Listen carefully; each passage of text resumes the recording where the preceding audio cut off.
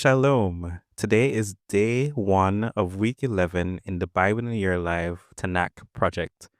Today in Joshua chapter 5 to 8, Israel renews their covenant with God at Gilgal, and Joshua is reminded that the Lord himself leads their battles.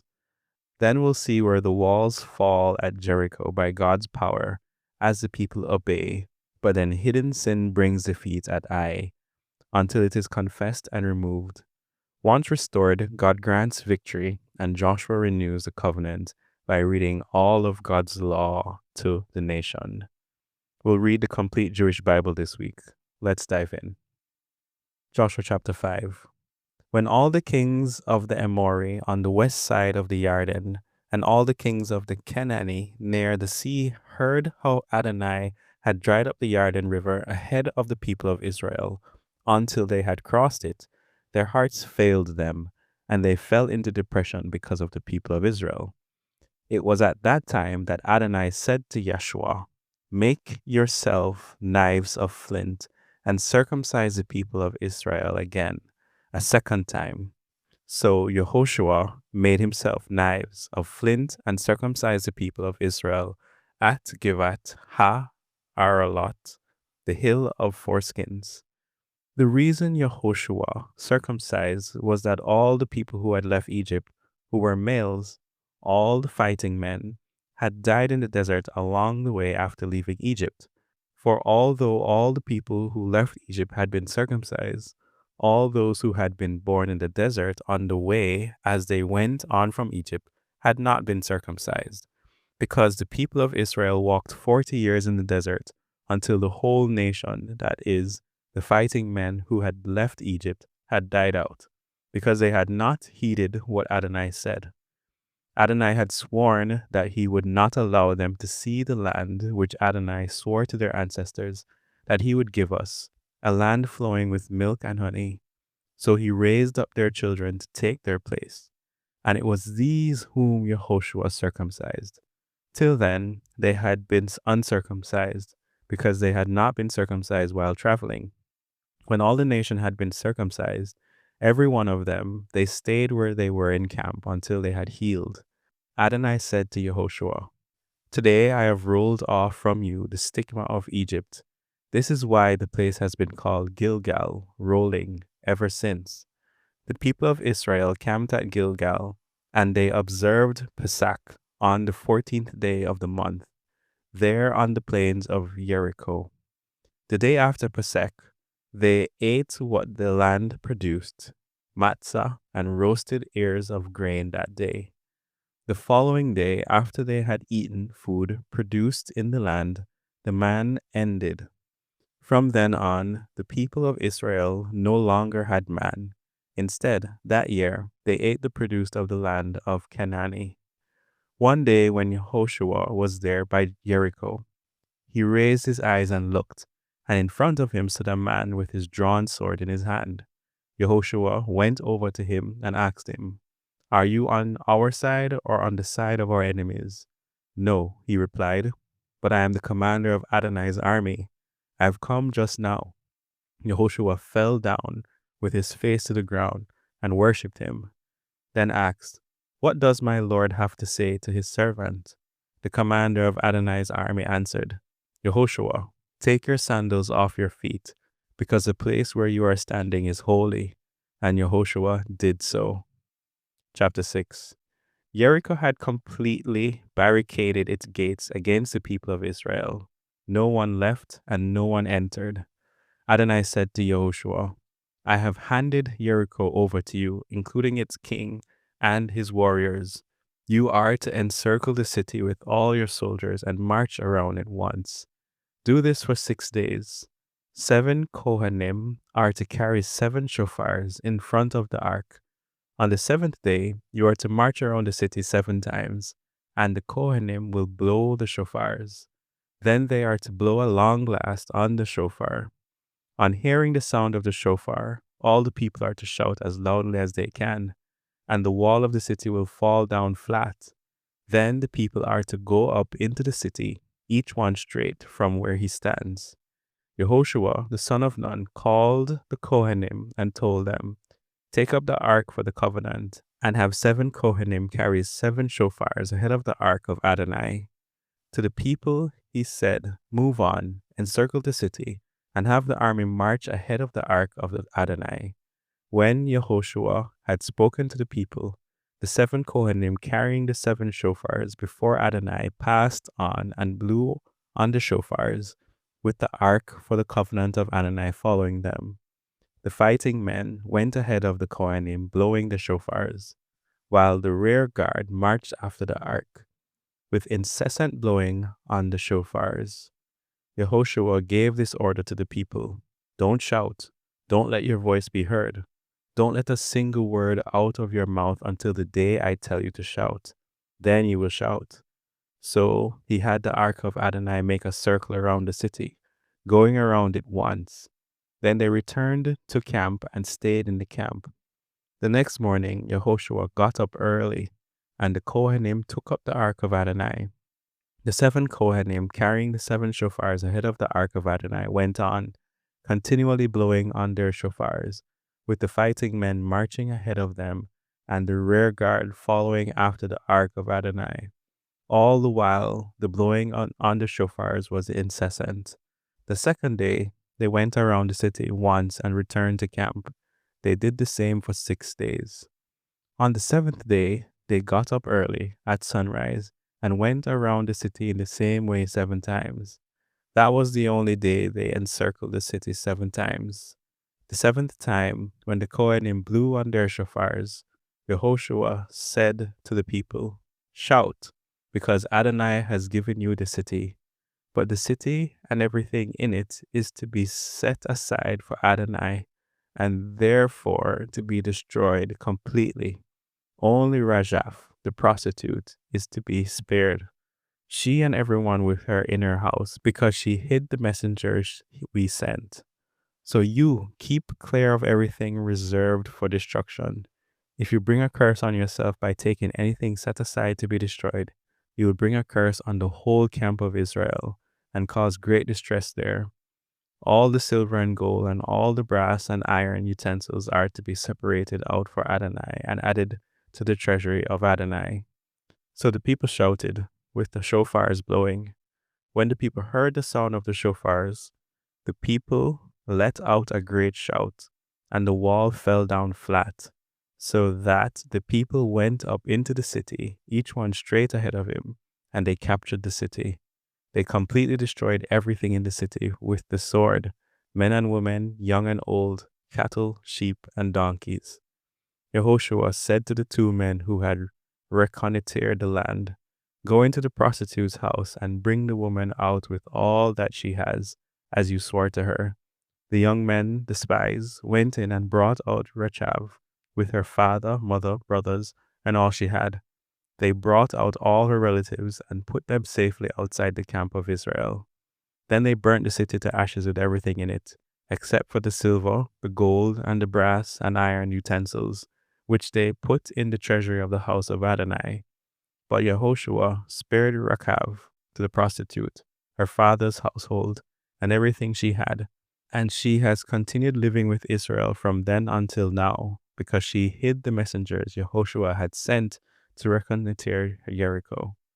Yehoshua then made the people take this oath: "A curse be for Adonai on anyone who rises up and rebuilds this city of Jericho.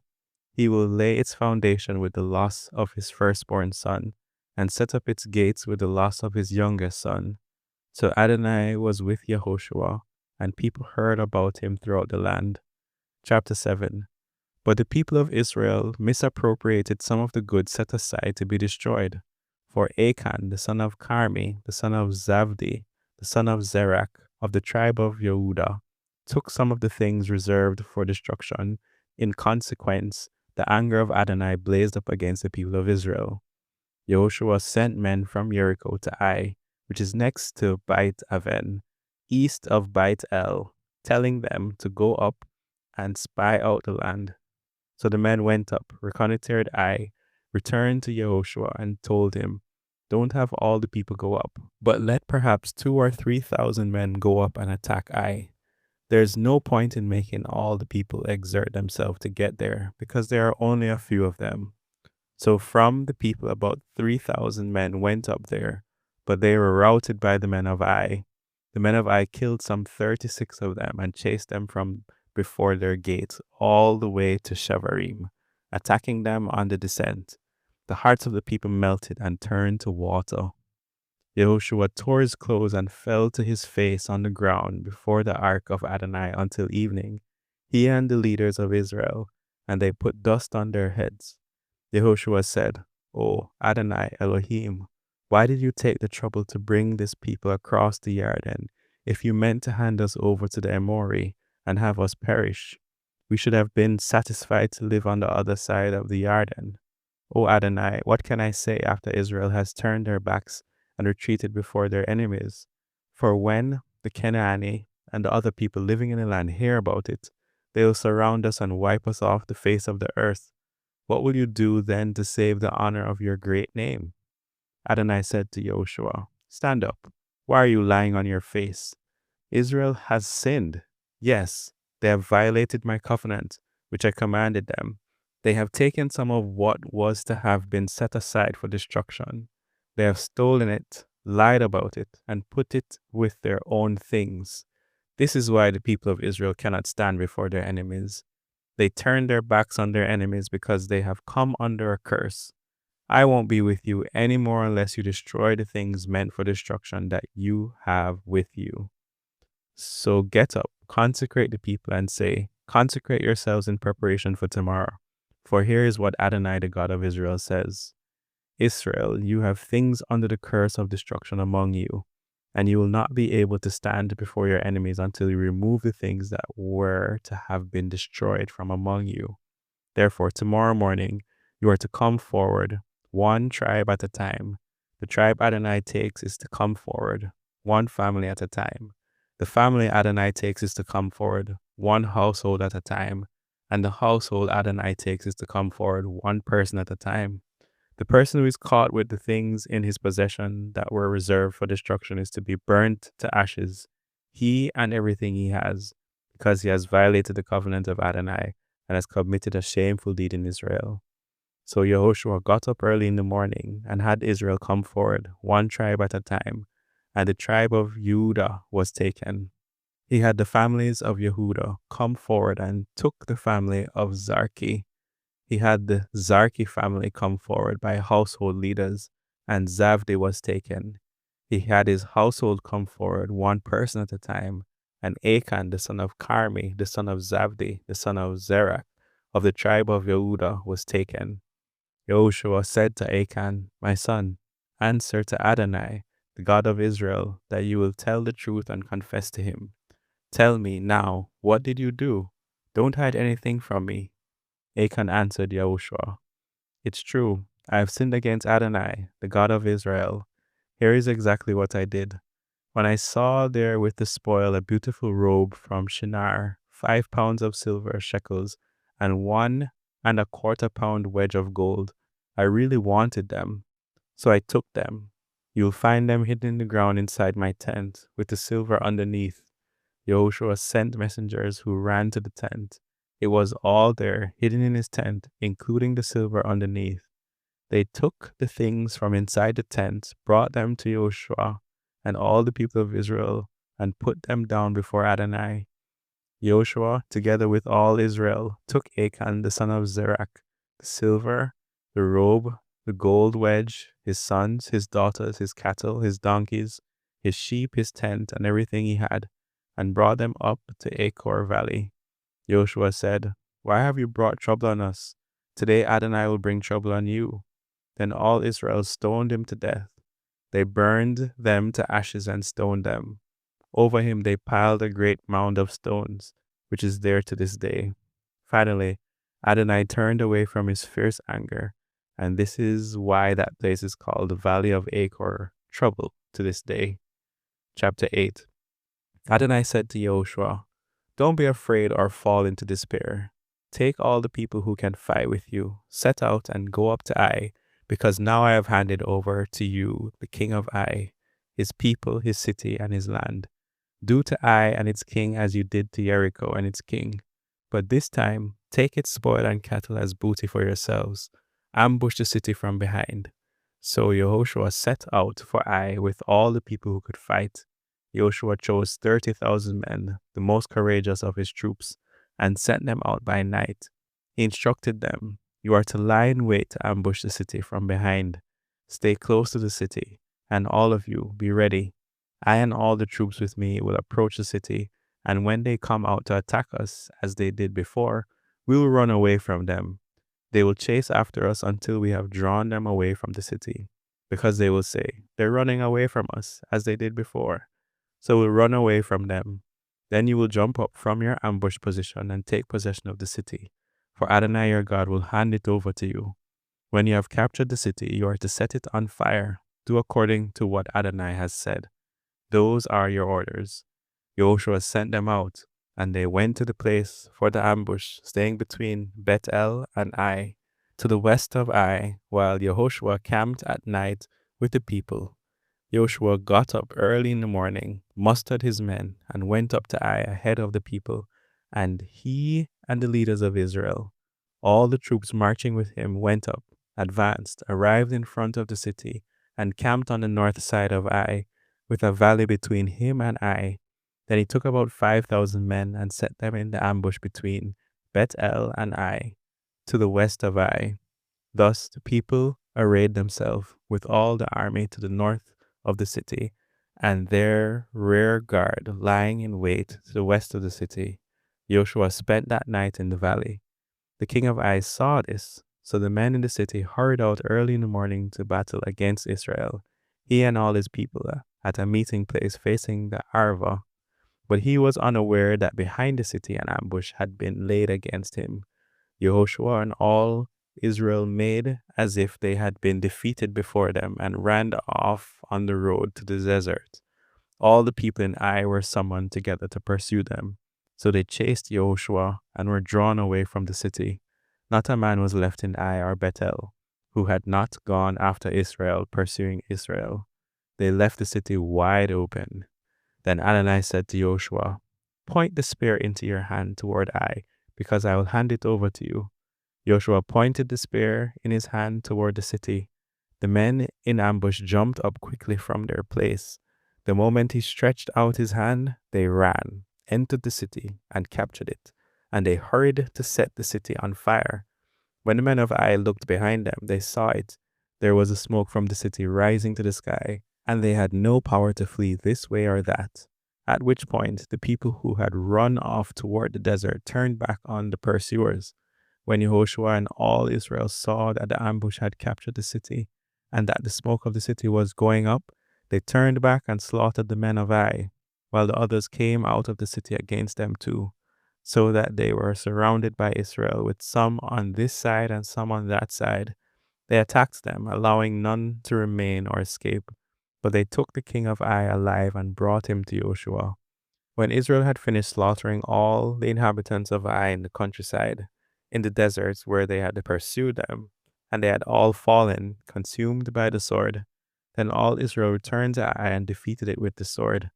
12,000 men and women fell that day, everyone in Ai, for Joshua did not withdraw his hand, which he had used to point the spear, until he had utterly destroyed all the inhabitants of Ai. Only the livestock and the spoil of that city did Israel take as booty for themselves, in keeping with the order Adonai had given Yehoshua. So Yehoshua burnt down Ai and turned it into a tell forever, so that it remains a ruin to this day.